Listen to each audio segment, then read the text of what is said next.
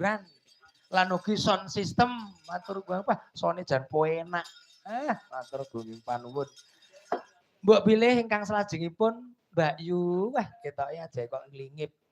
Nglingip ya, Mak. Heeh.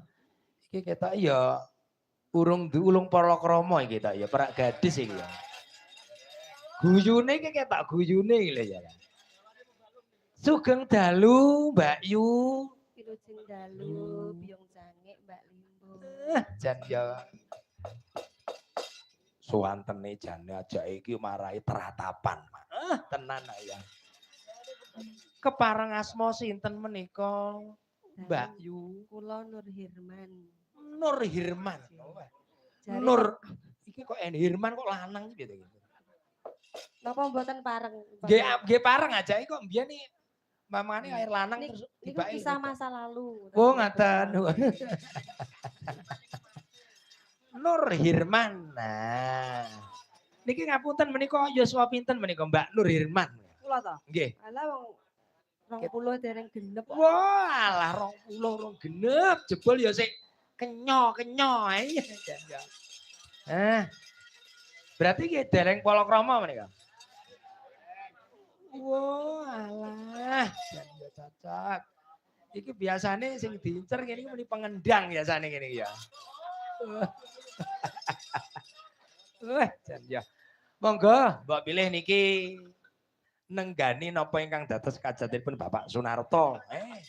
Mbok pilih saderengipun tetembangan atur donga rumiyin kalian Kang Hameku Gati saha kemanten Sarimbit.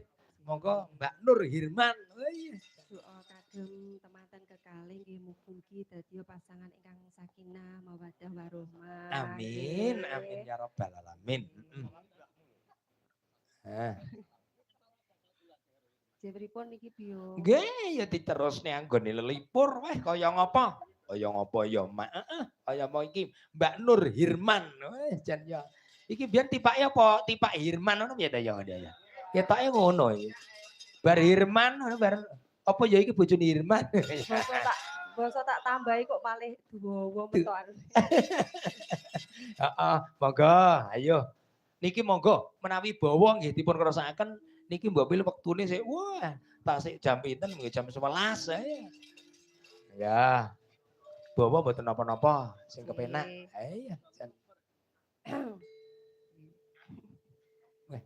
Yen wengi rumangsa Rino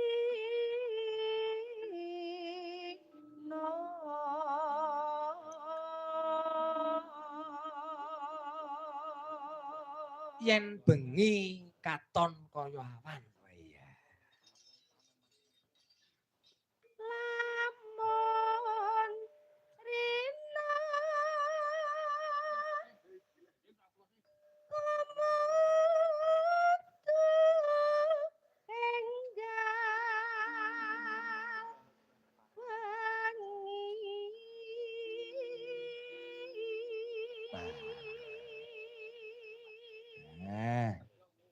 Niki kula suwun Pak Sunarto sinten ingkang sami pinarak.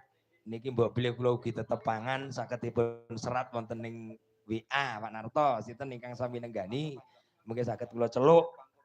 Kang Narto yuk